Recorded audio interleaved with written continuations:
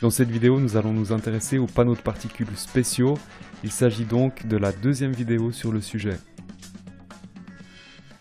Dans la vidéo précédente, on avait évoqué l'existence du panneau de particules hydrofuge et du panneau de particules ignifuge. On va revenir sur ces deux panneaux un peu plus dans le détail. Commençons par le panneau de particules vert, le panneau de particules hydrofuge. Contrairement à un panneau standard qui en contact avec de l'humidité va fortement gonfler, surtout au niveau de ses champs, un panneau de particules hydrofuge, lui, va rester stable. Ce panneau hydrofuge peut être commandé en format standard, à débiter sur l'H-Tribig, ou en petit format, ce qui peut être assez pratique à la pose lorsqu'on doit aller passer par une cage d'escalier étroite. On parle ici de panneaux prêts pour la pose car ils possèdent un système d'assemblage tel que nerfs et rainures, ou double rainure qui accueilleront des languettes, et du coup ces usinages faciliteront l'assemblage de ces panneaux entre eux et leur affleurage. Même s'il est hydrofuge, ce panneau de particules reste un panneau d'intérieur. Par contre, par rapport au panneau standard, on pourra le placer dans des pièces qui présentent un taux d'humidité relative élevé. Par exemple, sous une toiture, dans les combles, là où on peut avoir une présence importante d'humidité sur de longues périodes. La même chose pour une salle de bain, où le taux d'humidité va grimper jusqu'à 90 voire 100%. On pourrait même avoir des infiltrations à côté de la baignoire lorsque les joints silicone commencent à vieillir. Même idée pour la construction d'un sous-plancher, où l'on va emprisonner une lame d'air qui sera mal ventilée, donc un risque de condensation. Ou pour une paroi ossature bois, posée sur le sol, il y a un risque d'infiltration, d'humidité. Donc pour toutes ces situations, il est vraiment important d'opter pour un panneau hydrofuge. Si on passe à l'extérieur de la maison, par exemple avec la construction de ses façades, un panneau hydrofuge ne sera plus suffisant. Là, il faudra opter pour un matériau carrément imputrescible. Il y a un panneau de particules qui présente justement cette propriété, c'est le Duripanel. Alors le Duripanel est bel et bien un panneau de particules, mais la recette est quand même un petit peu différente. On aura 60% de ciment contre 28% de bois. Avec tout ce ciment, le Duripanel en garde forcément la couleur. Il n'est pas plus beau qu'un panneau de particules, il est gris ciment.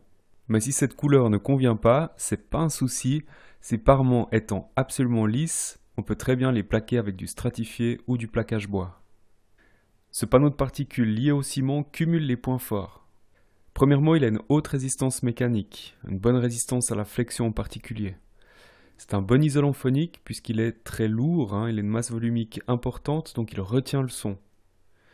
Bonne résistance à l'humidité, on peut l'utiliser à l'extérieur, ça on l'a déjà vu. On peut souligner qu'il a moins d'impact environnemental que le béton, puisqu'on a quand même 30% de bois. Pas d'émanation nocive, il ne dégage pas de formaldéhyde. Et puis soulignons quand même qu'il ne contient pas d'amiante, bien qu'il soit fabriqué par Eternit, qui a plutôt mauvaise presse en la matière. Du coup, avec ses nombreuses qualités, on pourra l'utiliser pour des maisons ossature bois, pour les façades extérieures, pour les cloisons intérieures, pour les sols.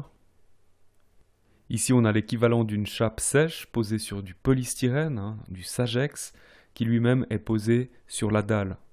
Donc ainsi, on évite de devoir couler une chape qui prendra du temps à sécher. Ici, la chape est directement prête à recevoir du parquet, du carrelage, de la peinture, de la moquette, ou elle pourrait même rester brute comme du béton. En plus des façades, des sols, ce panneau, on peut aussi l'utiliser pour des plafonds. Mais alors là, attention au système de fixation. Vu le poids des panneaux, il faut être sûr de son coût. Après, on pourrait encore parler pendant des heures des différentes applications de ce panneau. On va peut-être encore juste s'intéresser à ses propriétés anti-feu. En plus de ces différentes qualités, ce panneau est difficilement inflammable et ne dégage presque pas de fumée en cas d'incendie. Il reçoit un indice incendie BS1 et ce que je vous propose, c'est de voir brièvement à quoi cela se rapporte. Nous sommes au FCBA de Bordeaux, un organisme mixte public-privé chargé d'établir différents types de certifications pour les matériaux à base de bois. Donc voilà, là le test démarre. Et là c'est parti pendant 21 minutes d'exposition. Donc cet essai de réaction au feu est normalisé et réalisé dans tous les pays de la communauté européenne. Jean-Marie Gaillard est expert feu au FCBA. Le client reçoit un rapport d'essai et un rapport de classement où on lui donne son comportement par exemple Euroclass C, un indice S pour la partie fumée Et donc il a vraiment deux grandes lettres, soit A, B, C, D pour la partie, ce que je veux dire, énergétique, et la partie fumigène, il a un classement S1, S2, S3, S1 étant le meilleur. L'application de ces méthodes d'analyse pointues dans le secteur de la fabrication de matériaux a permis de briser beaucoup d'idées reçues. Exemple parlant, le bois transmet la chaleur 12 fois moins vite que le béton, 250 fois moins vite que l'acier et 1500 fois moins vite que l'aluminium. Donc vous l'aurez compris, ces laboratoires mesurent les réactions au feu des différents matériaux de construction. À partir de là, ils reçoivent un indice d'inflammabilité, A1 étant la meilleure note, ces matériaux sont ininflammables. B est attribué aux matériaux difficilement inflammables, et puis à la fin du classement, F pour les matériaux inflammables. Et lorsqu'on a 4 fois le terme inflammable, pour C, D, E et F, il faut aller chercher dans le texte les petites nuances qu'il existe entre ces différentes classes. Le deuxième critère, c'est le dégagement de fumée. Dans un incendie, le gros problème c'est la fumée pour l'évacuation des personnes, pour l'intervention des professionnels. Du coup, un matériau classé S1 ne va presque pas dégager de fumée, alors qu'un matériau S3 va dégager une grande quantité de fumée opaque et épaisse. Sur la base de ces deux critères, je vous propose un petit aperçu de la classification de nos matériaux de construction habituels. On voit qu'un Duripanel ou un panneau de particules ignifuge comme un MDF ignifuge obtiennent une classe BS1, donc B difficilement inflammable et pratiquement pas de formation de fumée. Du côté des panneaux dérivés du bois standard, donc non ignifuges, le résultat est moins bon, ils sont inflammables et dégagent des quantités moyennes de fumée. Et puis le dernier du classement, c'est un panneau de fibre tendre de moyenne densité. Là, il obtient la note E, donc aussi inflammable mais pire que les autres. À partir de la lettre E, on indique plus s'il forme beaucoup de fumée ou pas. Donc ce critère disparaît.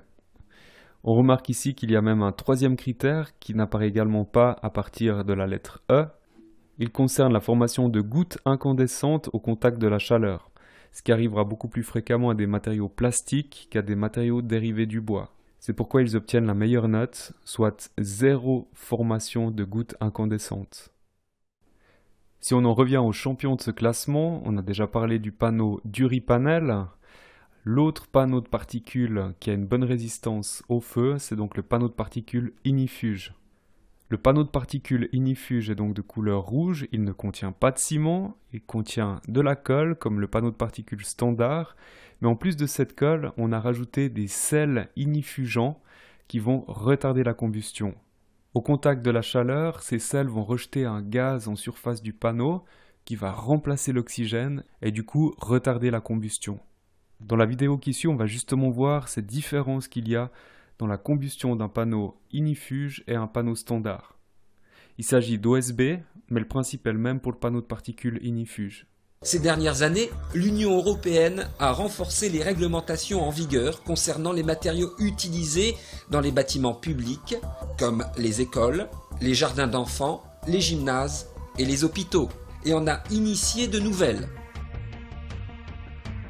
Pour être conforme aux réglementations européennes en matière d'incendie, le groupe suisse Chrono a mis au point une technologie de production concernant les panneaux OSB difficilement inflammables.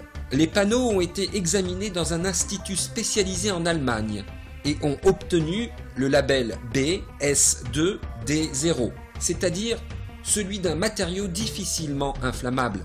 Pour mettre en évidence la capacité de résistance de panneaux en bois difficilement inflammables, des tests ont été faits par le groupe suisse Chrono en utilisant des panneaux standards et des panneaux difficilement inflammables. Pour faire le test, 2 bureaux construits avec des matériaux différents ont été comparés. Le premier a été construit en panneaux difficilement inflammables du groupe suisse Chrono.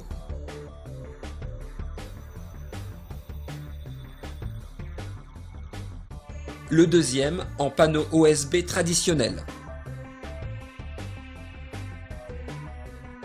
Le test consiste à simuler un début d'incendie dans les 2 bureaux tout en chronométrant son évolution.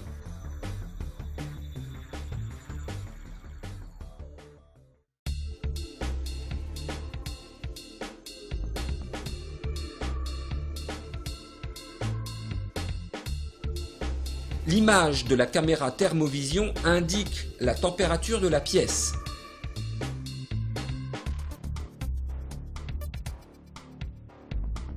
Dans les deux bureaux, l'augmentation de la température ainsi que la température des flammes sont mesurées sur un diagramme.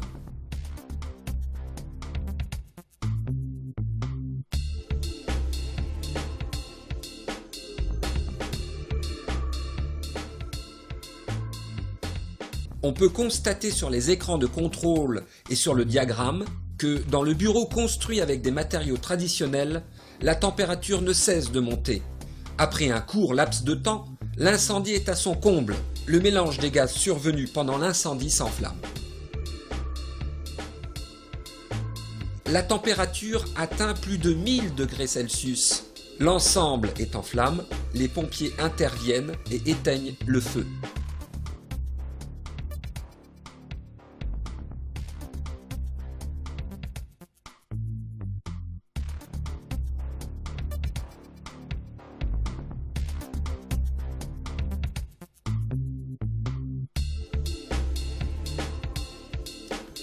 L'ensemble du bureau, fait de panneaux traditionnels, est totalement détruit par les flammes.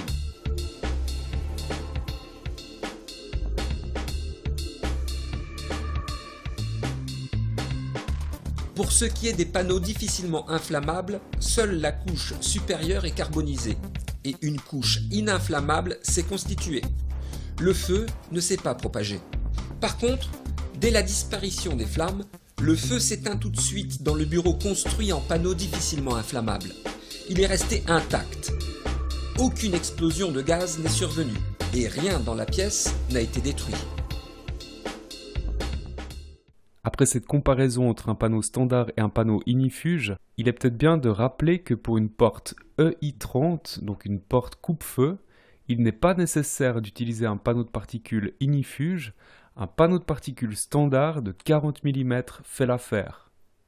Juste pour info, une porte EI30 est une porte étanche à la fumée qui va isoler thermiquement, donc empêcher la propagation du feu et des fumées dans le reste du bâtiment, et ceci pendant 30 minutes au minimum. Pourquoi 30 minutes? Eh bien c'est le temps nécessaire pour l'évacuation du bâtiment et l'arrivée des pompiers. Heureusement, ces portes EI30 qui sont très lourdes parce qu'elles sont constituées de panneaux de particules pleins et qui nous cassent le dos, on n'est pas encore obligé de les mettre partout. On les mettra uniquement dans des locaux destinés au public, on les retrouvera sous forme de portes palières dans les immeubles, de portes de chaufferie, etc. Dans les appartements et les maisons privées, les portes de communication seront heureusement souvent faites de panneaux extrudés, bien plus légers que les panneaux de particules pleins. Ces panneaux mesurent en général 40 mm, l'épaisseur standard d'une porte. Ils présentent une faible densité puisqu'on a beaucoup de vide à l'intérieur de ce panneau de particules. Sur les parements, on trouve des faces en HDF qui pourraient être éventuellement mélaminées ou qui pourraient être peints, plaqués, etc. Sous ce HDF, on retrouvera des alaises massives aux dimensions suffisantes pour pouvoir usiner une battue de mise en bois, une mortaise de serrure ou pour visser les fiches Anuba. A noter qu'avec ce genre de construction, ce panneau est uniquement fait pour l'intérieur. Au terme de cette deuxième vidéo sur les panneaux de particules, je crois qu'on a tout pour remplir ce résumé. Et puis vous avez également tout pour faire un excellent score à ce petit quiz scout sur les panneaux de particules.